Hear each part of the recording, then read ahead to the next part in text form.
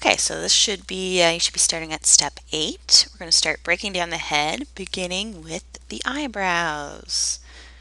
For no particular reason, you could begin maybe with, sometimes you break down bangs that are going over hair.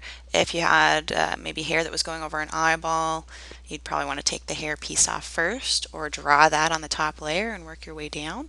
But we're going to start with brows. We're going to make sure that you label your layers so that stuff doesn't start to get confusing. I'm just going to give myself a little bit more space here and zoom right in onto the head because now we're going to start picking things off. So I can start really quickly and easily breaking this down because it is done using using the line tool. And I'm going to make sure that I keep some blank keyframes in here for the other head so that stuff doesn't get too confusing. Now, kind of missing the rest of the eyebrow here. Basically, I would have this piece of hair over top, so we could do that as well. Maybe we'll do bangs for the sake of this character and how I'm going to break that apart.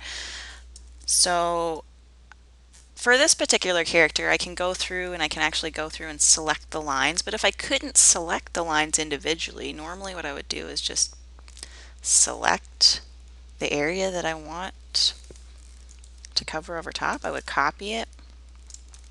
I would paste it in place. Make sure you're using Control-Shift-V to paste it in place for the bangs. I would lock all the rest of my layers and then start getting rid of anything that I didn't want on here that was superfluous materials. So I get rid of the extra skin, the eyebrows, the ear, and this extra business. And now I'm left with bangs that are going to go right over top of this. I like to keep it nice and neat, so I would lock the bangs layer. You can see that it's still there. And take out the bangs on the head over here. Now, since I've already got my brows, essentially what I'm probably going to do is copy this brow. So I can copy it, and then I'm going to want to paste it in place again, Control-Shift-V, and I'm going to flip it, move it over, and adjust it if I have to. Or way easier than this, just draw it in. Whoops. Which I think I'm actually going to do because that brow looks a little weird. Okay. So I'm just going to take a pencil and give her an eyebrow.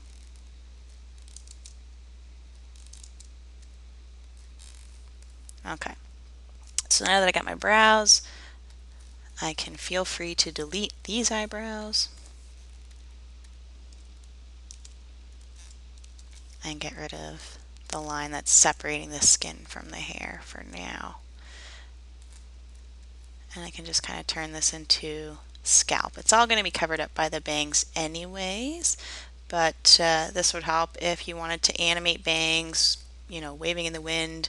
We want to make sure that there's some forehead underneath those bangs. Woo! I like to quickly do a little bit of adjusting just by dragging paint lines.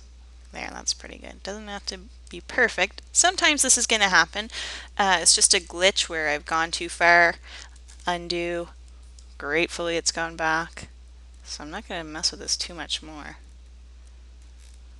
But there, that's not too bad. I go back, her bangs are there, her brows are there on a separate layer. So you're going to go through. Next, you're going to do the eyes.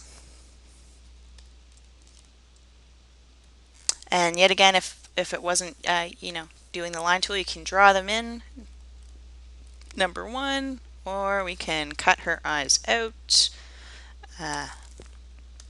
paste them on the new layer, and close everything else out. Get rid of the skin. There we go. So we can see that still got the whites of the eyes in there. We just can't really tell unless the skin is on or her face layer is turned on. And we want to make sure that we go in and refill that. Whoops. Make sure you get the right layer selected.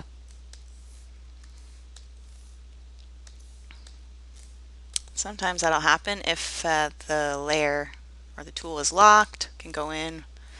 Now, why are you not coloring? Oh, I'm coloring it in white, that's why. Select the color, then color it in. There we go, perfect. And the reason I knew that I was coloring it in white, when I selected this, I could tell that there was a selection underneath the white. You could change your stage area color if you want that to not happen, if you're using a lot of white. Okay, then we're left with the face. Sometimes you may want to take off the nose and put that on a separate layer. I'm going to mark the eyes here, in case you want to do some movement of the face really easily to change the dimensions of a face. Let me see here. I'm going to put the mouth on a separate layer.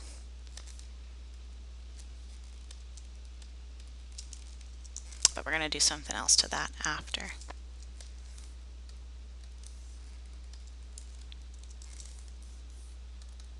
I just forgot a little bit there. And I'm going to fill that in.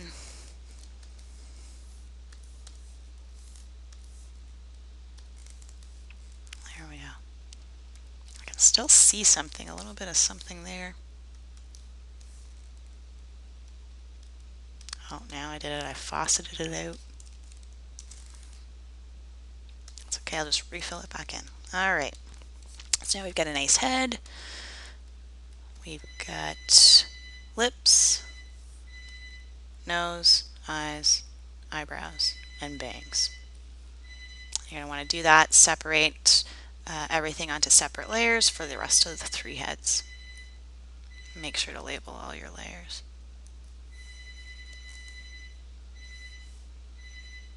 Someone's calling me, I don't know if you can hear that. Alright, so you're going to want to do that for the rest of the 3 heads, and continue after that.